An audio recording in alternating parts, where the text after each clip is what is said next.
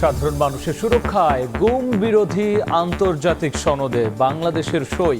ঐতিহাসিক মুহূর্ত আখ্যা প্রধান উপদেষ্টা। 15 বছরে নিখোঁজদের তালিকা তৈরি করবে অন্তর্বর্তী সরকার। কেউ কখনো নিজের ক্ষমতা কুক্ষিগত করতে কোনো বাহিনীকে দিয়ে গুম করতে না পারে, তার জন্য এই কনভেনশনটা আমরা স্বাক্ষর করেছি। সনদটা স্বাক্ষরের মধ্য দিয়ে কিন্তু আমাদেরকে এই গুম প্রতিরোধে প্রয়োজনীয় আইন সংস্কার করতে হবে। বছরের পর বছর থাকতে হয়েছে অন্ধকার কক্ষে, চলত অসহনীয় নির্যাতন। ভুক্তভোগীর মুখে আয়না ঘরের রোমহর্ষক বর্ণনা। হ্যান্ডকাপ পরিয়ে দিয়েছে, তারপর চোখ বেঁধে দিয়েছে। বাইরে থেকে আলো ঢোকার সিস্টেম তারা রাখেনি। দুনিয়া থেকে বিচ্ছিন্ন একটা জায়গা, মানে এটা তুলনা করার মতো একদম খবর ছাড়া আর অন্য কিছু নাই। দেখছিলেন প্রধান শিরোনাম। রাত 11টার সময় সঙ্গে আছি আমি গোলাম রাব্বি। এবার অন্যান্য শীর্ষ সংবাদ। স্মরণকালের ভয়াবহ বন্যায় মৃত্যু বেড়ে 52। পানি কমতে শুরু করলো লক্ষ্মীপুর, নোয়াখালী, ফেনীতে মানবিক বিপর্যয়। দুর্গত এলাকায় সুপেয় পানির সংকট, ছড়িয়ে পড়ছে নানা রোগ। শেখ হাসিনার বিরুদ্ধে 100তম মামলা, ট্রাইব্যুনালে আসামির তালিকায় 32 সিনিয়র সাংবাদিক। টিপু মুন্সি রিমান্ডে।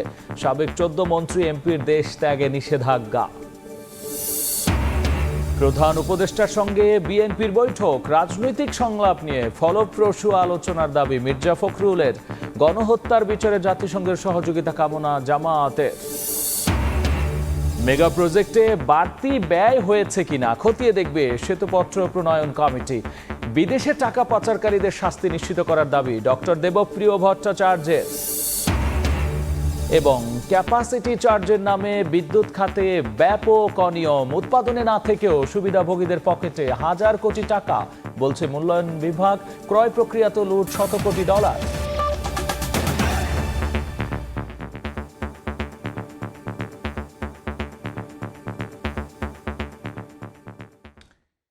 সাধারণ নাগরিকদের সুরক্ষায় গুম বিরোধী আন্তর্জাতিক সনদে সই করল বাংলাদেশ। সকালে উপদেষ্টা পরিষদের সাপ্তাহিক সভায় অন্তর্বর্তী সরকারের প্রধান উপদেষ্টা ডক্টর মোহাম্মদ ইউনূস এই কনভেনশনে স্বাক্ষর করেন। একে ঐতিহাসিক মুহূর্ত বলে আখ্যা দিয়েছেন তিনি। পরে বন ও পরিবেশ বিষয়ক উপদেষ্টা সৈয়দা রিজওয়ানা হাসান বলেছেন, নিখোঁজ ব্যক্তিদের তালিকা করা হবে। বিশ্লেষকরা বলছেন, মানবাধিকার লঙ্ঘনের বিচারের উদ্যোগ প্রশংসনীয়। গত 16 বছরে বাংলাদেশের মানুষের এক আতঙ্কের নাম গুম খুন। বরাবরই গুমের ঘটনা এক অমীমাংসিত রহস্যে ঘেরা। ক্ষমতায় টিকে থাকতে রাষ্ট্রীয় প্রতিষ্ঠানগুলোকে যথেচ্ছ ব্যবহার করে শেখ হাসিনা সরকার। 5 আগস্ট পতনের পর একে একে প্রকাশ পেতে থাকে আয়নাঘরের রোমহর্ষক কাহিনী। গত 16 বছরে র্যাব, পুলিশ সহ আইন শৃঙ্খলা বাহিনীর হাতে কত গুমের ঘটনা ঘটেছে তা তদন্তে অবসরপ্রাপ্ত বিচারপতি মইনুল ইসলাম চৌধুরীর নেতৃত্বে কমিশন গঠন করে অন্তর্বর্তী সরকার। এবার জাতিসংঘের গুম এবং নির্যাতন বিষয়ক কনভেনশনে সই করেছে বাংলাদেশ। বৃহস্পতিবার উপদেষ্টা পরিষদের সাপ্তাহিক সভায় সই করেন অন্তর্বর্তী সরকারের প্রধান উপদেষ্টা ডক্টর মোহাম্মদ ইউনূস। সই করার সময় বিষয়টিকে এক ঐতিহাসিক মুহূর্ত বলে উল্লেখ করেন ডক্টর ইউনূস। সভা শেষে যমুনা থেকে বেরিয়ে অন্তর্বর্তীকালীন সরকারের উপদেষ্টা সৈয়দা রিজওয়ানা হাসান বলেন, কোন সরকার ক্ষমতাকে কুক্ষিগত করার লক্ষ্যে যেন গুমকে হাতিয়ার হিসেবে ব্যবহার করতে না পারে, সেজন্য জাতিসংঘের সনদে স্বাক্ষর করা হয়েছে। 700-র উপরে মানুষ এখনো পর্যন্ত গুমের কারণে নিখোঁজ হয়ে আছে। কেউ কখনো নিজের ক্ষমতা কুক্ষিগত করতে কোনো বাহিনীকে দিয়ে, কোনো পদ্ধতির মাধ্যমে কোনো নাগরিকদেরকে গুম করতে না পারে, তার জন্য এই কনভেনশনটা আমরা স্বাক্ষর করেছি এবং এইটার ব্যাপারে প্রয়োজনীয় আইনি সংস্কার আমরা গ্রহণ করব। বিশেষজ্ঞরা মনে করেন, মানবাধিকার লঙ্ঘনের এমন নৃশংসতার বিরুদ্ধে রাষ্ট্রের উদ্যোগ প্রশংসনীয়। গুম বিষয়ে আন্তর্জাতিক চাপ এড়াতে এই সনদে আগে স্বাক্ষর করেনি শেখ হাসিনা সরকার। সরকার যারা পরিচালনা করেন তাদের ক্ষমতাকে নিরঙ্কুশ রাখার জন্য, ক্ষমতাকে ধরে রাখার জন্য গুমকে হাতিয়ার হিসাবে ব্যবহার করেছেন। 15 বছর একটানা ক্ষমতায় থাকার পরও তারা কিন্তু এই সনদে স্বাক্ষর করেননি। কারণ এই সনদে স্বাক্ষর করার মধ্য দিয়ে আন্তর্জাতিকভাবে জবাবদিহিতার আলোকে আসতে হতো তাকে। সব মিলিয়ে গুম ও খুনের প্রকৃত সংখ্যা এখনও অজানা, তবে নিখোঁজদের তালিকা করা হবে বলে জানিয়েছে অন্তর্বর্তী সরকার। তাজওয়ার মাহমিদ, সময় সংবাদ, ঢাকা। আয়নাঘর শেখ হাসিনা সরকারের পতনের পরপরই গোপন এই বন্দিশালা থেকে মুক্তি মিলেছে বেশ কয়েকজনের। তাদেরই একজন পার্বত্য চট্টগ্রাম ভিত্তিক রাজনৈতিক দল ইউপিডিএফ এর সাবেক নেতা মাইকেল চাকমা। দীর্ঘ 5 বছর 3 মাস মাইকেল বন্দী ছিলেন ছোট্ট এক ঘরে। সেখানে ছিল না পর্যাপ্ত আলো বাতাস, আর এর মধ্যেই চলতো আবার অসহনীয় নির্যাতন। মুক্তি পাওয়ার পর সেই দিনগুলোর রোমহর্ষক অভিজ্ঞতার কথা সময় সংবাদকে জানিয়েছেন মাইকেল। দেখব নাজমিস সালেহের রিপোর্ট। মাইকেল চাকমা পার্বত্য চট্টগ্রাম ভিত্তিক আঞ্চলিক রাজনৈতিক দল United Peoples Democratic Front UPDF এর নেতা ছিলেন। 2019 সালের 9 এপ্রিল নারায়ণগঞ্জ থেকে ঢাকায় ফেরার পথে কল্যাণপুর বাস টার্মিনাল থেকে গোয়েন্দা পরিচয়ে সাদা মাইক্রোবাসে তুলে নেওয়া হয় তাকে। কালো কাপড়ে বেঁধে ফেলা হয় মুখ। সেদিনের বর্ণনা দেন মাইকেল। গাড়িতে তোলার পর আমাকে তারা হ্যান্ডকাপ পরিয়ে দিয়েছে, তারপর চোখ বেঁধে দিয়েছে কালো কাপড় দিয়ে। তারপরে তারা আমার থেকে মোবাইল ফোন, আমার ব্যাগ ট্যাগ সব নিয়ে, আমার ফেসবুক আইডি আর ফেসবুক পাসওয়ার্ড তারা নিয়ে তারপর গাড়িটা ড্রাইভ করে আমাকে প্রায় 40 থেকে 45 বা 50 মিনিটের মতো এরকম হবে ড্রাইভ করে একটা জায়গায় নেওয়া হলো। নেওয়া হয় ছোট্ট এক অন্ধকার কুঠুরিতে। দুনিয়া থেকে বিচ্ছিন্ন সেই গুহায় ছিল না কোনো আলো বাতাস। আয়না ঘরের সেই বর্ণনা হার মানায় থ্রিলার সিনেমাকেও। চোখনা করে যে খবর যে করে দিচ্ছে এরকম মানে সম্পূর্ণ দেয়াল, আর কোনো বাইরে থেকে আলো ঢোকার সিস্টেম তারা রাখেনি। আর যে ভেন্টিলেটর ফ্যানগুলো ওখানে লাগানো আছে তার বাইরেও একটা দেওয়া আছে, মানে ওই যেটা আলো না ঢোকে, যে বাইরের সাইডের কিছু আছে সাইডের রুম, কিছু মানে ভিতরের রুম। ভিতরের রুমগুলোতে একেবারে কোনো আলো নাই, আপনার কোনো শব্দও শোনাবে না, কোনো ইনফরমেশনও দেবে না, কিছু দেখতেও দেবে না, শুনতেও দেবে না, জানতেও দেবে না। দুনিয়া থেকে বিচ্ছিন্ন একটা জায়গা, দুনিয়ার মধ্যে আরেকটা দুনিয়া ভাই, মানে এটা তুলনা করার মতো একদম খবর ছাড়া আর অন্য কিছু নাই। জায়গাটা ঢাকার ভিতরে, বাইরে কিছু শব্দ শোনা যায় পরিষ্কার করে। বিমান নামতেছে একদম সাঁচুয়ে করে, প্রতিদিন অনেকগুলো বিমান নামে।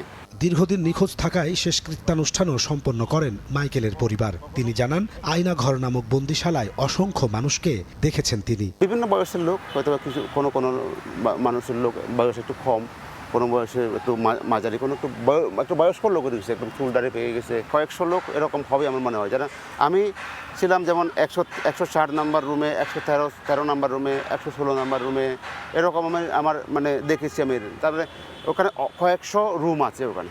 শেখ হাসিনা সরকারের পতনের পর 7 আগস্ট মুক্তি পান মাইকেল চাকমা। এখন জড়িতদের বিচার চান তিনি। তো এই কারণে তাদের শাস্তি দিতে হবে এবং এই ব্যবস্থাকে উচ্ছেদ করতে হবে। নাজমুস সালেহী, সময় সংবাদ, ঢাকা। এবার জানাবো বন্যা পরিস্থিতির খবর। স্মরণকালের ভয়াবহ বন্যায় মৃতের সংখ্যা বেড়ে দাঁড়িয়েছে 52 জনে। 11 জেলায় 10 লাখেরও বেশি পরিবার এখনও রয়েছেন পানিবন্দী। এদিকে বন্যা পরিস্থিতির কিছুটা উন্নতি হলেও বিভিন্ন এলাকায় এখন দেখা দিয়েছে মানবিক বিপর্যয়।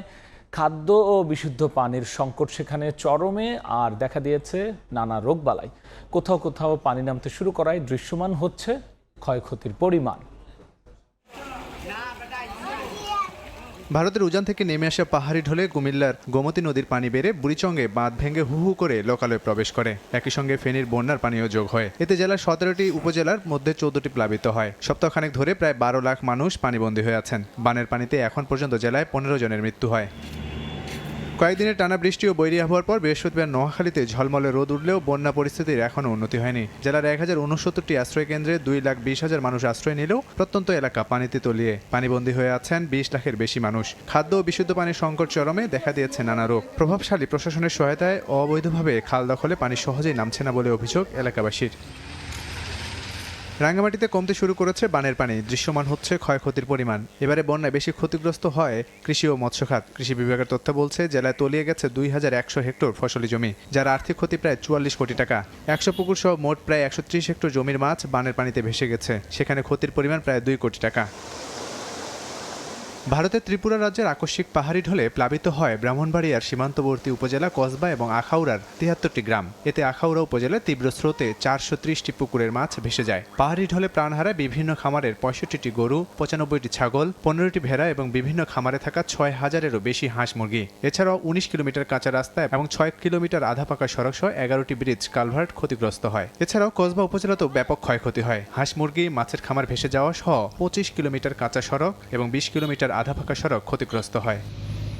লাবিব হাসান, সময় সংবাদ। বন্যা আক্রান্ত 11 জেলায় ক্ষতিগ্রস্ত লোকের সংখ্যা প্রায় 54 লাখ। আশ্রয় কেন্দ্রগুলোতে এখনো 5,02,501 জন অবস্থান করছেন। সচিবালয়ে সাংবাদিকদের তথ্য জানিয়েছেন দুর্যোগ ব্যবস্থাপনা ও ত্রাণ মন্ত্রণালয়ের অতিরিক্ত সচিব KM আলী রেজা। সার্বিক বন্যা পরিস্থিতির উন্নতির দিকেও বলেও জানিয়েছেন তিনি। 11টি জেলার 68টি উপজেলা প্লাবিত অবস্থায় রয়েছে এবং ইউনিয়নের সংখ্যা হচ্ছে 492। দুই ক্ষেত্রেই কিন্তু কমেছে। আর পানিবন্দী পরিবারের সংখ্যা 11 জেলায় 10,72,579টি।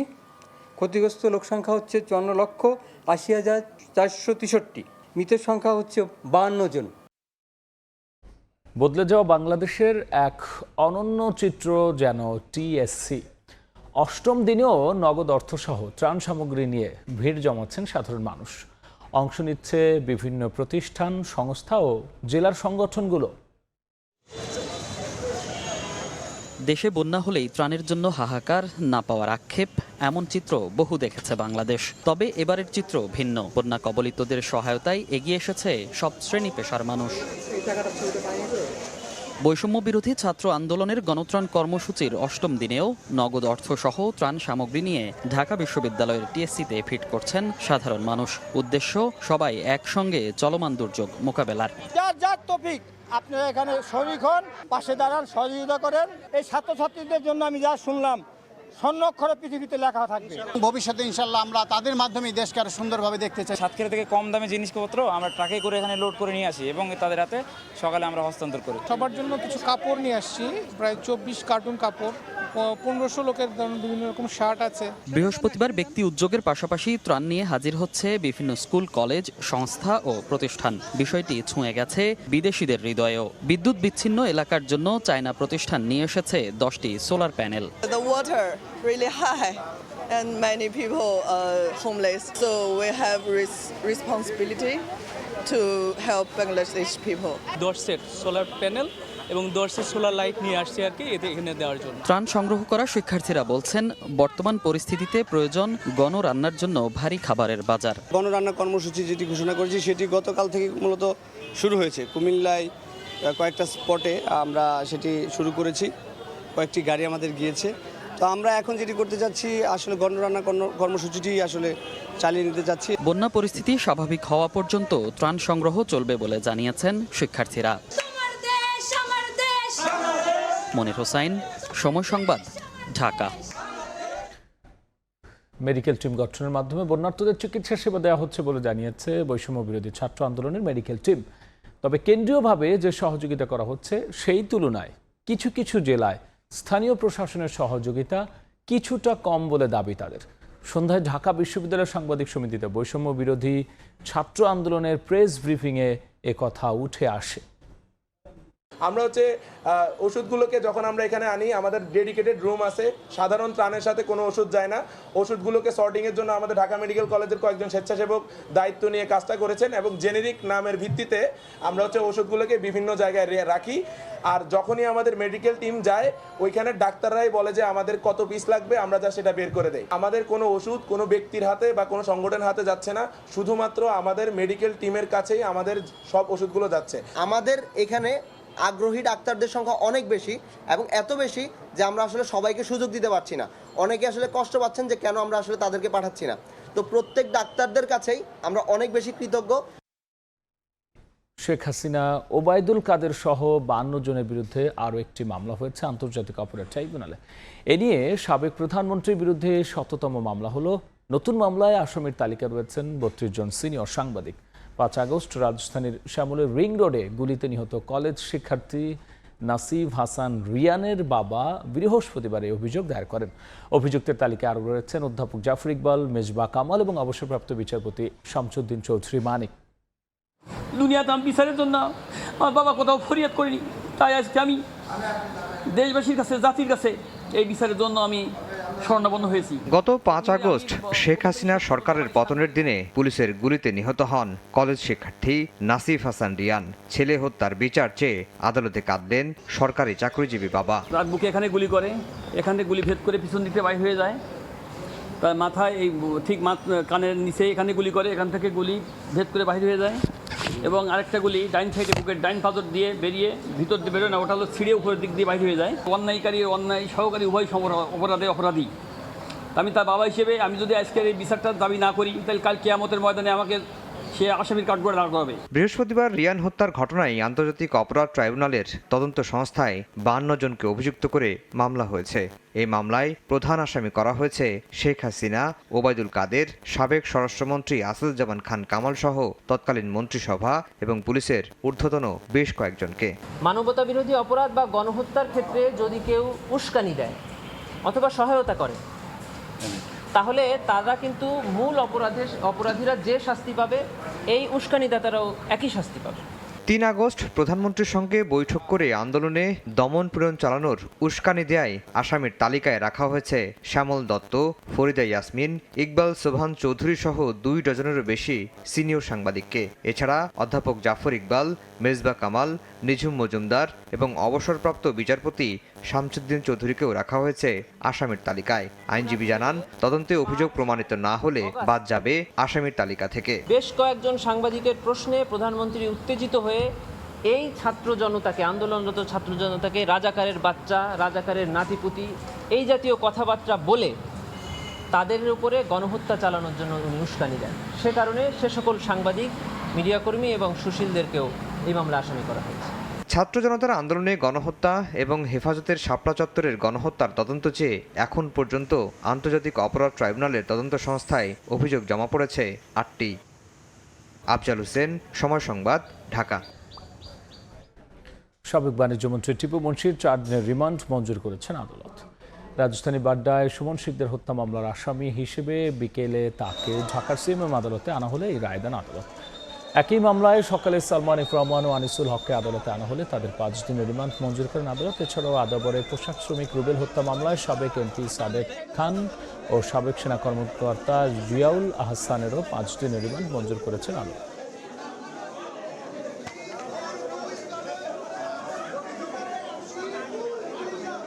সেই শ্রমিক সে তার কাজে যাচ্ছিল, এই সময় তাকে হত্যা করা হয়। তদন্তের ক্ষেত্রে এইটার সমস্ত তথ্য উপাত্ত বের করার জন্য 8 দিনের রিমান্ড চাওয়ায় রাষ্ট্রপক্ষ আমরা 8 দিনের সমর্থন দিয়েছি, কিন্তু হুজুর আদালত 4 দিনের রিমান্ড মঞ্জুর করেছেন।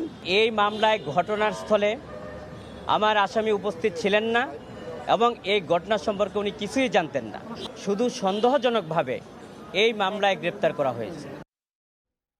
আওয়ামী লীগ সরকারের 8 মন্ত্রী ও 6 সংসদ সদস্যের দেশ ত্যাগে নিষেধাজ্ঞা দিয়েছেন আদালত।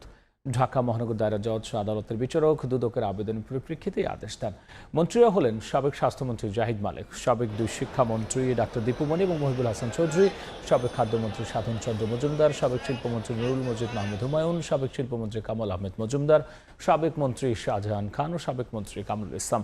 এবং সংসদ সদস্যরা হলেন সাবেক সংসদ সদস্য সলিম উদ্দিন, মামুনুর রশিদ কিরণ, কুজেন্দ্র লালা ত্রিপুরা, কাজিমুদ্দিন, নুরি আলম চৌধুরী ও জিয়াউর রহমান। তাদের বিরুদ্ধে দুদকের অনুসন্ধান চলছে এবং তারা দেশ ত্যাগ করার চেষ্টা করছেন বলে আবেদনে উল্লেখ করা হয়। দেশের স্থিতিশীলতা ফিরলেই 13শ জাতীয় সংসদ নির্বাচনের রূপরেখা ও দিন ঘোষণা করবেন প্রধান উপদেষ্টা, এমন আশা প্রকাশ করেছেন বিএনপির মহাসচিব মির্জা ফখরুল ইসলাম আলমগীর। যমুনায় অন্তর্বর্তী সরকারের প্রধান উপদেষ্টা ডক্টর মোহাম্মদ ইউনূসের সঙ্গে বৈঠকে সব রাজনৈতিক দলের সঙ্গে সংলাপ ইস্যুতে ফলপ্রসূ আলোচনা হয়েছে বলেও বলছেন তিনি। বৃহস্পতিবার বিকেল 3:50 অন্তর্বর্তীকালীন সরকারের প্রধান উপদেষ্টা অধ্যাপক ডক্টর মোহাম্মদ ইউনূসের বাসভবন যমুনায় প্রবেশ করেন বিএনপির প্রতিনিধি দল। মির্জা ফখরুল ইসলাম আলমগীরের নেতৃত্বে প্রধান উপদেষ্টার সঙ্গে বৈঠকে বসেন দলের স্থায়ী কমিটির সদস্য আমির খসরু মাহমুদ চৌধুরী ও সালাউদ্দিন আহমেদ। 1.5 ঘণ্টা ব্যাপী রুদ্ধদ্বার বৈঠক শেষে গণমাধ্যমের মুখোমুখি হন বিএনপি মহাসচিব। জানান, অধ্যাপক ইউনূসের সঙ্গে আগামী সংসদ নির্বাচন নিয়ে ফলপ্রসূ আলোচনা হয়েছে।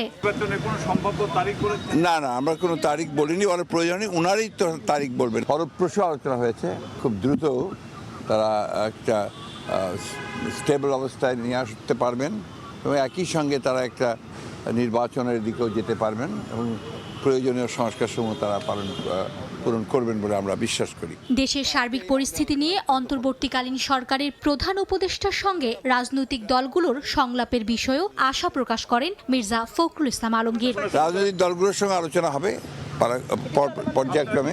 এদিন সকালে নয়াপল্টনে সংবাদ সম্মেলন করেন বিএনপির জ্যেষ্ঠ যুগ্ম মহাসচিব রুহুল কবির রিজভী। সাবেক প্রধানমন্ত্রী শেখ হাসিনাকে দেশে ফিরিয়ে এনে তার বিচার করার দাবি জানান তিনি। প্রশাসন সহ রাষ্ট্রের প্রতিটি সেক্টরকে স্বৈরাচারের দোষর মুক্ত করতে হবে, দুর্নীতিবাজদের আইনের আওতায় আনতে হবে, অবিলম্বে স্বৈরাচারী শেখ হাসিনাকে দেশে এনে বিচারের মুখোমুখি করতে হবে। এখন সময় এসেছে গত 16 বছর যারা নির্যাতন চালিয়েছেন তাদের প্রকৃত তালিকা করে বিচার করা। বিকৃতির মাধ্যমে ভাষা, সংস্কৃতি ও ইতিহাসকে যেভাবে বিপন্ন করা হয়েছে সেটিকে সংস্কার করে প্রকৃত বিষয় পুনরুদ্ধার করতে। এদিন সকালে গুলশানের চেয়ারপারসনের রাজনৈতিক কার্যালয়ে প্রায় 1 দশক পর রাশিয়ার রাষ্ট্রদূত আলেকজান্ডার ম্যান্টিটস্কির সঙ্গে বৈঠক করেন বিএনপি নেতারা। বৈঠকে আগামী নির্বাচন, দ্বিপাক্ষিক ব্যবসা বাণিজ্য সহ স্বার্থ সংশ্লিষ্ট বিভিন্ন বিষয়ে আলোচনা হয়েছে বলে গণমাধ্যমকে জানান স্থায়ী কমিটির সদস্য আমির খসরু মাহমুদ চৌধুরী। নির্বাচন ইত্যাদি নিয়ে জানতে চাচ্ছে এগুলো বিষয়ে আমরা বলেছি আমরা তো ইতিমধ্যে আমাদের অবস্থান পরিষ্কার করেছি, যত শীঘ্রই একটি নির্বাচিত সরকারের কাছে হস্তান্তর করা যাবে। আমরা কোনো টাইম ফ্রেম জানতে চাইছি, আমরা কোনো টাইম ফ্রেম বলিনি। দেশের সার্বভৌমত্বের ক্ষতি করে এমন কারো সঙ্গে বিএনপি সম্পর্ক রাখতে চায় না বলেও জানান দলটির নেতারা। আমরা সিলেক্টিভলি কোনো দেশকে আগে কিংবা পরে সেভাবে দেখি না। মার্জিয়া মুমু, সময় সংবাদ, ঢাকা। ছাত্র আন্দোলনে মানবাধিকার লঙ্ঘন ও গণহত্যার সঠিক বিচারের জন্য জাতিসংঘের মানবাধিকার কমিশনের সহযোগিতা চেয়েছে জামায়াতে ইসলামী। বিকেলে গুলশানে জাতিসংঘ প্রতিনিধি দলের সঙ্গে বৈঠক শেষে সাংবাদিকদের তথ্য জানান দলটির নায়েবে আমির সৈয়দ আবদুল্লাহ মোহাম্মদ তাহের। যে নির্বিচারে তারা হত্যাকাণ্ড চালিয়েছিল, হেলিকপ্টার থেকে গুলি করা হয়েছে, মনে হয় যেন একটি বিদেশি শক্তির সাথে লড়াই হচ্ছে নিজ জনগণের উপরে এইরকম হত্যাকাণ্ড, যে এটা নজিরবিহীন সারা দুনিয়াতে। সেই বিচারটির জন্য একটা স্পেশাল ট্রাইব্যুনাল গঠন করে আজ ইন্টারন্যাশনাল ক্রিমিনাল কোর্ট যেটা হবে আইসিসি, সেটার কতিপয় আইন সংশোধনের মাধ্যমে ক্রাইম এগেনস্ট হিউম্যানিটি এই নামে একটি ট্রাইব্যুনাল করে তদন্ত এবং সঠিকভাবে যেন এটার বিচার অনুষ্ঠিত হতে পারে সেভাবে বাংলাদেশ সরকারকে তারা যেন সহযোগিতা করে এবং সে বিষয়ে আমরা অনুরোধ করে আসছি। বর্তমান সরকার যেন এমন কিছু না করে যাতে গণ অভ্যুত্থান প্রশ্নবিদ্ধ হয়, এমন মন্তব্য করে সংবিধানের জনবিরোধী ধারাগুলো সংস্কারের আহ্বান জানিয়েছেন বিভিন্ন রাজনৈতিক দলের নেতারা। বিকেলে ঢাকা রিপোর্টার্স ইউনিটিতে সংস্কার সংলাপে এমন কথা বলেন দেশের বিভিন্ন রাজনৈতিক দলের প্রতিনিধিরা। বৃহস্পতিবার বিকেলে ঢাকা রিপোর্টার্স ইউনিটিতে জুলাই গণঅভ্যুত্থানের আকাঙ্ক্ষা বাস্তবায়নে অন্তর্বর্তীকালীন সরকারের দায়িত্ব এবং অভ্যুত্থানের স্পিরিট রক্ষায় করণীয় শীর্ষক সংলাপে বক্তব্য রাখেন বিভিন্ন রাজনৈতিক দলের প্রতিনিধিরা। দলগুলোর সংস্কার প্রয়োজন স্বীকার করে অন্তর্বর্তীকালীন সরকারকে বক্তারা মনে করিয়ে দেন তারা যেন এমন কিছু না করে যাতে অভ্যুত্থান প্রশ্নবিদ্ধ হয়। সঙ্গে ফ্যাসিবাদ রুখতে সংবিধানে থাকা জনবিরোধী ধারাগুলো সংস্কারের তাগিদ দেন তারা। এই ফ্যাসিবাদকে রুখতে হলে আমাদেরকে এই সংবিধানের সংস্কার করতে হবে। আমাদের তো সকলকে ভ্যানগার্ড হিসাবে থাকতে হবে। সরকারকে বলবো যে আপনারা কোথায় থামবেন, দাড়ি রেখাটা ঠিক করেন। পদ্ধতিগত ত্রুটির কারণে কোনো একটা সংসদ কিংবা কোনো একটা আদালতের 4 জন কিংবা 5 জন সিম্পল মেজরিটিতে এটা চেঞ্জ করে দেবে, এইরকম জিনিসটা যাতে না হয়। এদিকে দেশ চালানোর জন্য শাসক নয়, জনগণের একজন প্রতিনিধি দরকার বলে মন্তব্য করেন গণসংহতি আন্দোলনের সমন্বয়কারী জোনায়েদ সাকি। আমাদের প্রত্যেকটি রাজনৈতিক শক্তি আমাদের শিক্ষার্থীদের সাথে নিয়ে আমাদের এগিয়ে যাওয়ার খুবই দৃঢ়, সচেতন এবং সংগঠিত পরিকল্পনা দরকার। নাগরিক ঐক্যের সভাপতি মাহমুদুর রহমান মান্না বিএনপির নানা কর্মকাণ্ডের সমালোচনা করেন। জাতীয় ঐক্যের কথা মাথায় রেখে এখনই সংবিধান সংস্কারের ব্যবস্থা নেওয়ারও দাবি তার। ক্ষমতার পরিবর্তন হবার পরপরই তারা বিরাট একটা সমাবেশ করলেন তাদের পার্টি অফিসের সামনে। পরে দেখলাম উনি বললেন যৌক্তিক সময় দেবো আমরা সংস্কারের জন্য। এই অন্তর্বর্তী সরকার বলেছেন তার প্রধান, উনি শিক্ষা, স্বাস্থ্য, কৃষি, শিল্প সব ব্যাপারে বলেছেন, কিন্তু রাজনীতিতে সংস্কারের কথা বলেননি। আন্দোলনের অর্জন যেন কেউ নস্যাৎ করতে না পারে সেদিকে লক্ষ্য রেখে পরিবর্তনের বাংলাদেশ গড়ে তোলার আহ্বান রাষ্ট্র সংস্কার আন্দোলনের। শুধুমাত্র জুলাই আগস্টে আন্দোলন। আল আমিন তুষার, সময় সংবাদ, ঢাকা। পাচার হওয়া টাকা দেশে ফিরিয়ে আনতে সুইজারল্যান্ডের সহযোগিতা চাইলেন প্রধান উপদেষ্টা ডক্টর মোহাম্মদ ইউনূস। বিকেলে রাষ্ট্রীয় অতিথি ভবন যমুনায় ডক্টর মোহাম্মদ ইউনূসের সঙ্গে সৌজন্য সাক্ষাৎ করেছেন বাংলাদেশে নিযুক্ত সুইজারল্যান্ডের রাষ্ট্রদূত রেতো রিংলে। দেশ থেকে সুইজারল্যান্ডে পাঠানো টাকা দেশে ফিরিয়ে আনার বিষয়ে সুইজারল্যান্ডের রাষ্ট্রদূতের সহযোগিতা চান প্রধান উপদেষ্টা। এ সময় রেতো জানান, এ বিষয়ে বিগত কয়েক বছর আগে একটি প্রস্তাব পাঠানো হয়েছে, যা নিয়ে আন্তর্জাতিক মানদণ্ড অনুযায়ী ব্যবস্থা নেবে সুইজারল্যান্ড। এদিকে প্রধান উপদেষ্টার সঙ্গে সাক্ষাৎ করেছেন বাংলাদেশে নিযুক্ত অস্ট্রেলিয়ার হাই কমিশনার নাদিরা সিমসন। তিনি জানান, অন্তর্বর্তীকালীন সরকারের সঙ্গে কাজ করতে অস্ট্রেলিয়া প্রতিজ্ঞাবদ্ধ। বাংলাদেশের বন্যা কবলিত মানুষের সহযোগিতায় $10 লাখ সহায়তা দেওয়ার ঘোষণা দিয়েছেন অস্ট্রেলিয়ার রাষ্ট্রদূত। কি পরিমাণ দুর্নীতি হয়েছে এবং কেন হয়েছে সেটা প্রকাশ করবে শ্বেতপত্র প্রণয়ন কমিটি। বৃহস্পতিবার কমিটির প্রথম বৈঠক শেষে কথা বলেছেন কমিটির প্রধান ডক্টর দেবপ্রিয় ভট্টাচার্য। এ সময় পাচার করা টাকা ফেরত না পেলে পাচারকারীদের শাস্তিও নিশ্চিত করার দাবি জানিয়েছেন তিনি। বিভিন্ন খাতে অনিয়ম, অব্যবস্থাপনা আর অর্থ পাচার সহ নানা কারণে নাজুক দেশের অর্থনীতি। এমন প্রেক্ষাপটে দেশের বিদ্যমান অর্থনৈতিক অবস্থার শ্বেতপত্র প্রণয়নের জন্য 12 সদস্যের কমিটি গঠন করেছে অন্তর্বর্তী সরকার। বৃহস্পতিবার বিকেলে আগারগাঁওয়ে পরিকল্পনা বিভাগে প্রথম বৈঠক শেষে কাজের পরিধি ও উদ্দেশ্য স্পষ্ট করেন কমিটির প্রধান ডক্টর দেবপ্রিয় ভট্টাচার্য। এইটা দুর্নীতি ধরার কমিটি না, এইটা হলো দুর্নীতি কেন হয়েছে এবং দুর্নীতির মাত্রাটা কী সেটা বলবে, কিন্তু কে দুর্নীতি করেছে, কি কেন করেছে এইটা বলার আমাদের দায়িত্ব না। এটা করার জন্য সরকারের নিজস্ব প্রতিষ্ঠান আছে। অর্থ পাচার নিয়েও কাজ করার কথা জানান ডক্টর দেবপ্রিয়। তবে পাচার হওয়া অর্থ ফিরিয়ে আনা বেশ জটিল বলেও মন্তব্য তার। তাই অর্থ পাচারের সুযোগ বন্ধে নজর দেওয়ার পাশাপাশি পাচারকারীদের শাস্তির দাবি জানালেন তিনি। এই টাকা থেকে যে ওই বাড়িটা কেনা হয়েছিল ওই দেশে ওই সময়, এইটাকে লাগানো ফিট করা এত সহজ ব্যাপার না। এটা হলো 1 নম্বর। দ্বিতীয়ত হলো ওইটা আনার ক্ষেত্রে যে আইনানুগ যে সমস্ত চুক্তি থাকে সব দেশের সাথে আমাদের সেই চুক্তিগুলো যথোপযুক্তভাবে নেই। টাকা পাই বা না পাই লোকগুলোকে শাস্তি পেতে হবে, সেইটার ব্যবস্থা করতে হবে। সুনির্দিষ্ট কোনো প্রকল্পের ব্যয় বা যৌক্তিকতা যাচাই না করলেও মেগা প্রকল্পের নানা দিক খতিয়ে দেখার ঘোষণা এই অর্থনীতি বিশ্লেষকের। যে মেগা প্রকল্প বাংলাদেশের বর্তমান অর্থনৈতিক চ্যালেঞ্জের জন্য কতখানি গুরুত্বপূর্ণ, ওইটার থেকে ঋণ নেওয়া হয়েছে, ঋণ শোধ করার ক্ষমতা কতখানি আছে, ওখান থেকে যে প্রকল্প বানানো হয়েছে সেটার কোনো তার ক্যাপাসিটি ব্যবহার হয় না, ইত্যাদি ইত্যাদি বিষয় আছে, আমরা ওইগুলো দেখব। বৈঠকে স্বাগত জানানো হয় কালো টাকা সাদা করার সুযোগ বাতিলের সিদ্ধান্তকে। বাংলাদেশের শুভ খান, সময় সংবাদ, ঢাকা। 14 বছরের গ্রাহক পর্যায়ে বিদ্যুতের দাম বেড়েছে 13 দফায়। বিপরীতে ক্যাপাসিটি চার্জ মডেলে এই খাতের সুবিধাভোগী বিভিন্ন প্রতিষ্ঠানের পকেটে টাকা গেছে 1,06,000 কোটি।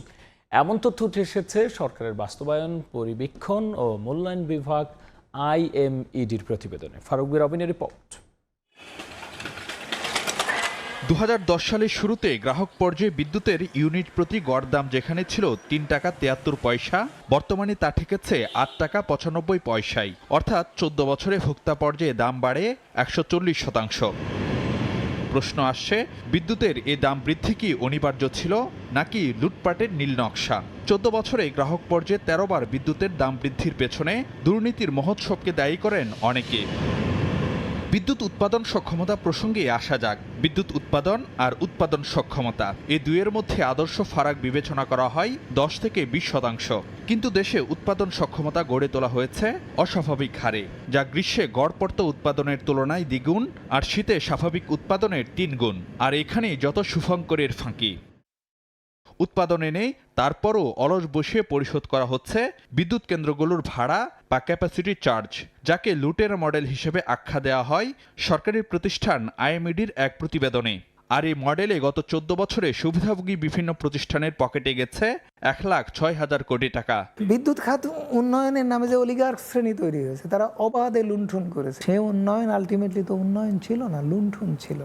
লুণ্ঠন করার জন্য যেসব কাজগুলো করা হয়েছে সেই সব কাজগুলো করার মধ্য দিয়ে টাকা চলে গেছে। যাকে খুশি তাকে যেমন খুশি তেমন ব্যয়ে এইভাবে বিদ্যুৎ উৎপাদন ক্ষমতা বা বিদ্যুৎ প্ল্যান্ট তৈরি করা হয়েছে। যেটা সঠিক আমাদের চাহিদা সেটার ভিত্তিতে পাওয়ার প্ল্যান্ট করা, কিন্তু তারা কখনো এটা করে নাই। আমার এক্সট্রা পাওয়ার প্ল্যান্ট হয়েছে এবং এক্সট্রা পাওয়ার প্ল্যান্টের জন্য একটা গোষ্ঠীকে, যারা এদের ওনার, তাদেরকে আমার ক্যাপাসিটি চার্জ দিতে হচ্ছে। এই যে একটা সমস্যা, বিরাট একটা সমস্যা সৃষ্টি হয়েছে, এটার জন্য করাপশন দায়ী, ব্যাড প্ল্যানিং দায়ী। বিদ্যুৎ খাতে নানা অনিয়মের মাসুল গুনতে হয়েছে বড় অঙ্কের লোকসান আর ভর্তুকি টেনে। দফায় দফায় দাম বাড়ানোর পরও বছরে ঘাটতি ছাড়িয়েছে 40,000 কোটি টাকা। আর গত 1.5 দশকে ভর্তুকি দিতে হয়েছে 1,64,000 কোটি টাকা, যার 65% গেছে ক্যাপাসিটি চার্জের পেছনে। ভর্তুকিও চরমে বেড়ে গেছে, মূল্যবৃদ্ধিও বেড়ে গেছে। এত বেশি বেশি মূল্যবৃদ্ধি হওয়ার কারণে মূল্যস্ফীতি হয়ে গেছে চরমভাবে। একটা ইকোনমিকে ভয়াবহ রকমের বিপন্ন করে ফেলার পিছনে জ্বালানি এবং বিদ্যুতের মূল্যবৃদ্ধি কাজ করেছে। একটা ভয়ঙ্কর রকমের বৈষম্য তৈরি হচ্ছে এবং আর্থিক অসমতা তৈরি হচ্ছে। এছাড়া নিম্নমানের যন্ত্রপাতি, অস্বচ্ছ ক্রয় প্রক্রিয়ায় শত কোটি ডলার বা 1,000 কোটি টাকার বেশি লুটে নেয়ার তথ্য এসেছে খোদ সরকারি প্রতিবেদনেই। ফারুক ভিয়া, রবিন, সময় সংবাদ, ঢাকা। চলতি অর্থ বছরে কৃষি ও পল্লী ঋণ হিসেবে 38,000 কোটি টাকা নির্ধারণ করেছে বাংলাদেশ ব্যাংক। খাদ্য নিরাপত্তা নিশ্চিতে দালালরা নয়, কৃষকরাই যেন এসব অর্থ পায় তা নিশ্চিতে বাণিজ্যিক ব্যাংকগুলোকে নির্দেশ দিয়েছেন বাংলাদেশ ব্যাংকের গভর্নর আহসান এইচ মনসুর। কৃষির উৎপাদন বৃদ্ধি ও সম্প্রসারণের মাধ্যমে জিডিপির প্রবৃদ্ধি অর্জন ও মূল্যস্ফীতি নিয়ন্ত্রণের লক্ষ্যকে সামনে নিয়ে চলতি 2024-25 অর্থবছর 38,000 কোটি টাকার কৃষি ও পল্লী ঋণ বিতরণের লক্ষ্যমাত্রা নির্ধারণ করেছে বাংলাদেশ ব্যাংক। বৃহস্পতিবার কেন্দ্রীয় ব্যাংক আনুষ্ঠানিকভাবে তথ্য জানায়। খাদ্য নিরাপত্তা নিশ্চিতে গুরুত্ব দিয়ে এই অর্থবছর আগের বছরের তুলনায় 8.57% বাড়ানো হয়েছে কৃষি ঋণের পরিমাণ। কৃষি ও পল্লী ঋণের গুরুত্ব তুলে ধরে ব্যাংক কর্মকর্তারা জানান, মাথাপিছু আয় বৃদ্ধি, দারিদ্র্য বিমোচন, কর্মসংস্থান তৈরি ও অভ্যন্তরীণ বাজার তৈরিতে বিশেষ সহায়ক কৃষি ঋণ। ক্রেডিট নর্মস বাড়তেছে, একই ব্যক্তি ঋণ পাচ্ছে, সেখানে নতুন কৃষককে অনবোর্ড করার কোনো টার্গেট নাই। আমার মনে হয় যে নতুন কৃষককে অনবোর্ড করার একটা টার্গেট থাকা উচিত। কৃষি খাতের উন্নয়নের মাধ্যমে আমাদের দারিদ্র্য বিমোচন সহজতর হয়ে উঠেছে এবং আমরা মাথাপিছু আয়ও কিন্তু আমাদের যথেষ্ট বৃদ্ধি পেয়েছে। কৃষি কার্ডে উল্লেখ করে যে জমির পরিমাণ তার উপরে নির্ভর করে স্যার ঋণ দেওয়া হয়, বাট প্রচুর চাষি আছে স্যার, আমাদের ব্রাঞ্চ ম্যানেজাররা যারা ওইসব এলাকায় আছে তারা বলেন তারা তাদেরকে চেনেন এবং তাদের জমিগুলো বর্গাতে বা লিজে তাদের জন্য করা যায় কিনা। বাংলাদেশ ব্যাংকের গভর্নর জানান, প্রকৃত কৃষকরা যাতে ঋণ পায় তা সঠিকভাবে দেখভাল করতে হবে ব্যাংকগুলোকে। ডিজিটাল মাধ্যমে অর্থ দেওয়ার পরামর্শ দেন তিনি। পুষ্টিকর খাদ্যের যে অভাব সেটা কিন্তু ব্যাপকভাবে আছে, স্টান্টিং বাংলাদেশে ব্যাপকভাবে আছে। আমাদের এখানে ক্ষুধার্ত মানুষের সংখ্যা ব্যাপকভাবে আছে। কাজ করার জন্য আমাদের এগ্রিকালচার সেক্টরের দিকে ফোকাস না দিয়ে উপায় নেই। আমরা বৃদ্ধিটা যেন কৃষক পায়, কৃষক এটা যেন দালালরা না পায়। কেন্দ্রীয় ব্যাংক জানায়, গত অর্থবছর দেশি বিদেশি 58টি বাণিজ্যিক ব্যাংক প্রায় 37.5 লাখ কৃষকের মাঝে মোট ঋণ বিতরণ করে 37,153 কোটি টাকা। এর মধ্যে 40টি ব্যাংক বিতরণ করে লক্ষ্যমাত্রার শতভাগ ঋণ। কাজল আব্দুল্লাহ, সময় সংবাদ, ঢাকা। ভারতের জন্মহারের চেয়ে শিক্ষার্থীদের আত্মহত্যার হারই বেশি। দেশটির ন্যাশনাল ক্রাইম রেকর্ডস ব্যুরোর তথ্যের ভিত্তিতে প্রতিবেদন প্রকাশ করেছে IC3 ইনস্টিটিউট। এই তথ্য অনুযায়ী আত্মহত্যার হার সবচেয়ে বেশি মহারাষ্ট্র, তামিলনাড়ু আর মধ্যপ্রদেশে। জনসংখ্যায় বিশ্বের অন্যতম বৃহৎ দেশ ভারত নিয়ে চমক জাগানিয়া এক তথ্য। দেশটিতে বছরে যে হারে শিশু জন্ম নেয় সেটির চেয়ে শিক্ষার্থী আত্মহত্যার হার দ্বিগুণ। ভারতে শিক্ষার্থী মৃত্যুর এই তথ্য দিয়েছে IC3 institute. Student suicides and epidemic sweeping India নামের প্রতিবেদনে বলা হয়েছে, সার্বিকভাবে আত্মহত্যার হার বার্ষিক 2% বাড়লেও শিক্ষার্থীদের আত্মহত্যার হার গত 2 দশকে বেড়েছে 4%। এছাড়া 0 থেকে 24 বছর বয়সী জনসংখ্যা 58 কোটি 20 লাখ থেকে কমে দাঁড়িয়েছে 58 কোটি 10 লাখে। পাশাপাশি শিক্ষার্থীদের আত্মহত্যার সংখ্যা 6,654 থেকে বেড়ে দাঁড়িয়েছে 13,044 জনে।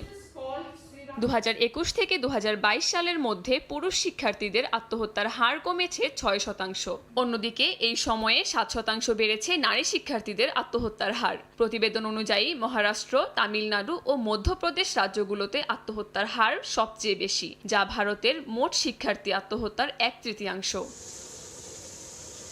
গত বুধবার প্রকাশিত প্রতিবেদনে বলা হয়েছে, বিভিন্ন কারণে অনেক সময় আত্মহত্যার প্রকৃত তথ্য উঠে আসে না, তাই প্রতিবেদনে প্রকাশিত সংখ্যা বাস্তবে আরও বেশি হতে পারে। কাকুলি আখতার, সময় সংবাদ।